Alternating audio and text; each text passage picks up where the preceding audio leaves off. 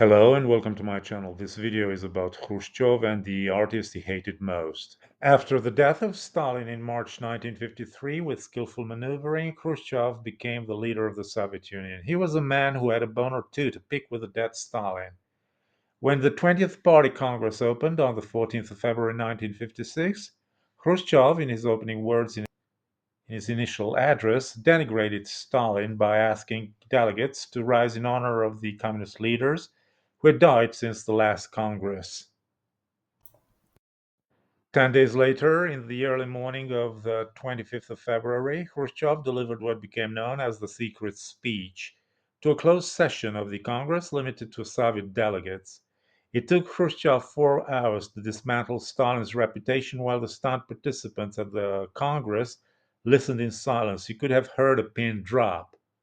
The speech was the moment signaling the Khrushchev Thaw when a modest amount of freedom in the arts was allowed.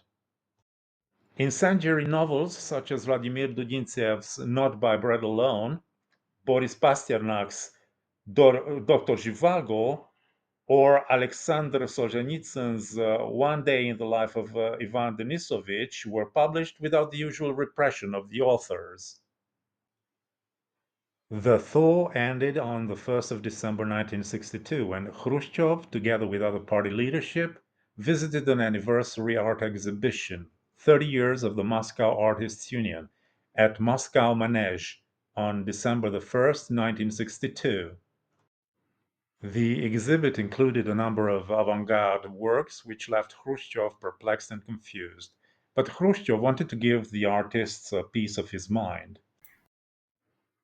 Khrushchev's anger directed at the artist was triggered when he was informed about a recent KGB takedown of a clandestine group of homosexual intellectuals who worked for the Iskustva publishing house. Speaking to Eli Belyutin, the exhibition host, Khrushchev said, "Don't you know how to paint? My grandson will paint it better. What is this? Are you man or damn pederasts?" Khrushchev gave vent to his crudest reactions, egged on by his comrades who accompanied him.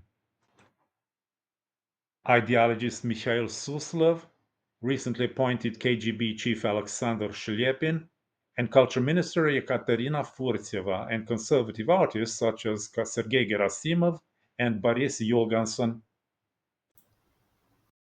When he reached the works of the abstract artist Ernst Neizvestny, he simply said dog shit. Incensed by such barbs from a man who knew nothing about art, Neizvestny, a highly decorated war veteran, pulled off his shirt and showed Khrushchev the scars covering his back. Khrushchev embarked on an hour-long debate with the artists, which brought them to no agreement, but did spark a grudging mutual respect. Khrushchev yelled at Neizvestny, reportedly shouting things like, "Why do you mutilate the faces of Soviet people? You're not an artist, you're a degenerate." Despite the premier's fury, Neizvestny stood his ground, defending his artistic vision. He told Khrushchev that you have your own truth and I have mine. I will defend mine. Neizvestny told him, "You may be premier and chairman, but not here in front of my works. Here I am premier and we shall discuss as equals." As they continued to argue, someone in Khrushchev's entourage called Neizvestny a homosexual. But after excusing himself to Minister of Culture Yekaterina Furtseva, Neizvestny replied, "Give me a girl right here and now, and I'll show what sort of a homosexual I am." At the end of the session, Khrushchev told him, "You're the kind of man I like. There's an angel and a devil in you. If the angel wins, we can get along together. If it's the devil who wins, we'll destroy you. If that's supposed to be a woman, then you're a faggot, and the sentence for them is 10 years in prison." He went on to compare looking at Neizvestny's work to being in a tub looking up while someone else was sitting on it. Neizvestny suffered no brutal consequences, certainly not the job in a uranium mine promised him by Shlyapin. He did lose his official status as an artist and thus his studio, beginning a process that would drive him into emigration.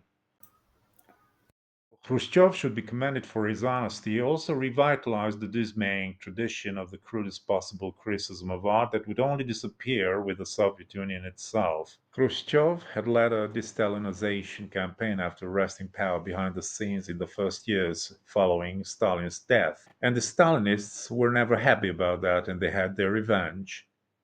After Khrushchev passed away in 1971, he was not given a state funeral. Worse yet, he was not buried at the Kremlin Wall Necropolis like all the previous and later Soviet heads of state, but instead he was buried in the Novodevichy cemetery.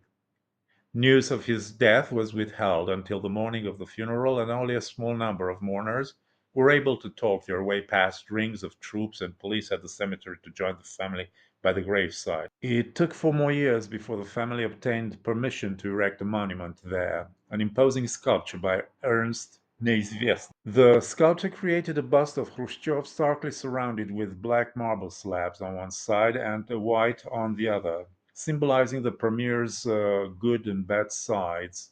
We chose Ernst because of my father, who had great respect for him, Khrushchev's son Sergei told Western reporters when the monument was installed in 1974.